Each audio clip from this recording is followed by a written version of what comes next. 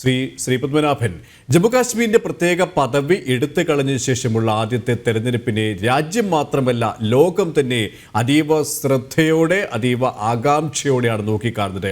കലാപമില്ലാതെ ആക്രമണമില്ലാതെ നടക്കുന്ന തെരഞ്ഞെടുപ്പ് എന്ന ഒന്നാം ഘട്ടം തന്നെ സാക്ഷ്യപ്പെടുത്തി കഴിഞ്ഞു. എങ്ങനെയാണ് നിലവിലെ സാഹചര്യത്തെ താങ്കൾ നോക്കിക്കാണുന്നത്, BJP നോക്കിക്കാണുന്നത്?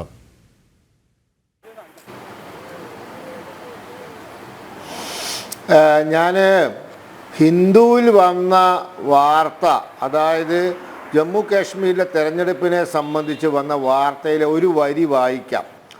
അതായതാണ് ആ വരി. Kishtwar recorded the highest turn out of 80.14% and Pulwama lowest at 46.65. അതായത് കിസ്ത്വാറിൽ 80%-ലധികം പോളിംഗ് രേഖപ്പെടുത്തി, ഏറ്റവും ഉയർന്ന പോളിംഗ് രേഖപ്പെടുത്തിയപ്പോൾ പുൽവാമയിൽ 46.65% രേഖപ്പെടുത്തിയത്.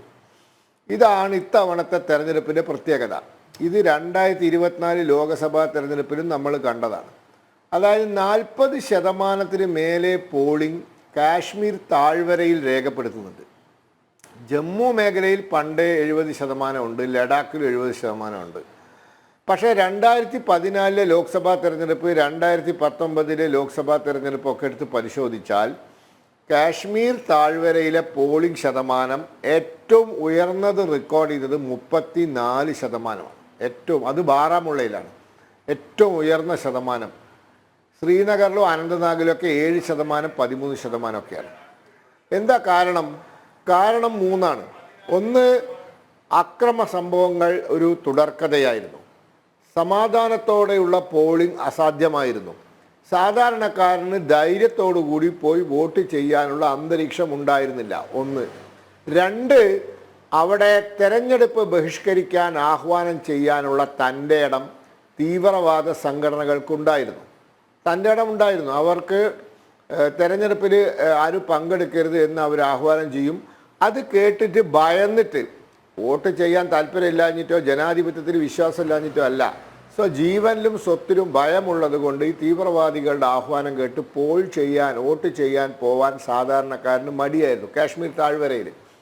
ഇങ്ങനെ രണ്ട് പ്രധാനപ്പെട്ട കാരണങ്ങൾ. മൂന്നാമത്തെ കാരണം എന്താണ്?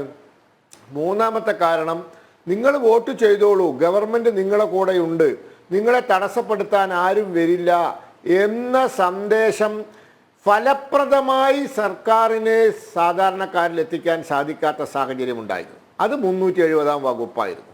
കാരണം കേന്ദ്ര സർക്കാരിനും അവിടുത്തെ സംവിധാനങ്ങൾക്കും തെരഞ്ഞെടുപ്പ് കമ്മീഷനും നിങ്ങൾ ധൈര്യത്തിൽ വന്ന് വോട്ട് ചെയ്യൂ എന്ന് ജനങ്ങളെ പറഞ്ഞ് വിശ്വാസത്തിലെടുക്കാനുള്ള സാഹചര്യമില്ലായിരുന്നു. ഇത്തവണ എന്താണ്? നിങ്ങൾ നോക്ക്, ആരെങ്കിലും തെരഞ്ഞെടുപ്പ് ബഹിഷ്കരിക്കാൻ ആഹ്വാനം ചെയ്തോ? ഏതെങ്കിലും ഒരു സംഘടന കാശ്മീരിൽ ഇത്തവണ തെരഞ്ഞെടുപ്പ് ബഹിഷ്കരിക്കാൻ ആഹ്വാനം ചെയ്തില്ല. 2024 ലോക്സഭയിൽ ഉണ്ടായിട്ടില്ല. എന്തുകൊണ്ട് ചെയ്തില്ല?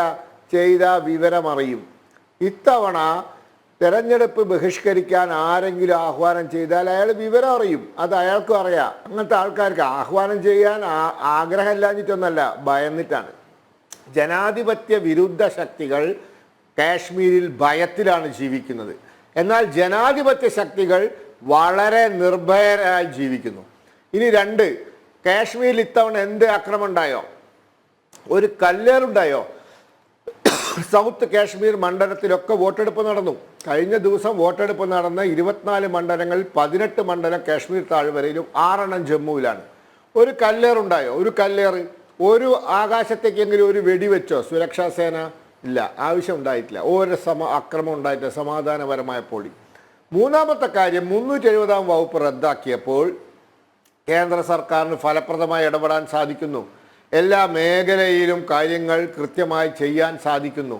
തീവ്രവാദ ശക്തികൾ, അവരെ സഹായിക്കുന്നവർ, സെപ്പറേറ്റിസ്റ്റ് എന്ന ഓമന പേരിൽ അറിയപ്പെടുന്ന വിഘടനവാദികൾ, ഇവരെയെല്ലാം നിലക്കി നിർത്താൻ ഗവൺമെൻറ്റിന് സാധിക്കുന്നു. അപ്പോൾ കാശ്മീരിൽ സമാധാനപരമായി വോട്ടെടുപ്പ് നടന്നു. ഇതിനോടുകൂടി ഒരു കാര്യം കൂടി പറയാം. 2019 370-ാം വകുപ്പ് റദ്ദാക്കിയതിന് ശേഷം കാശ്മീരിൽ ഏതാണ്ട് 2-3 വർഷങ്ങൾക്ക് മുമ്പ് തദ്ദേശ സ്വയംഭരണ സ്ഥാപനങ്ങളിലേക്ക് തെരഞ്ഞെടുപ്പ് നടന്നു.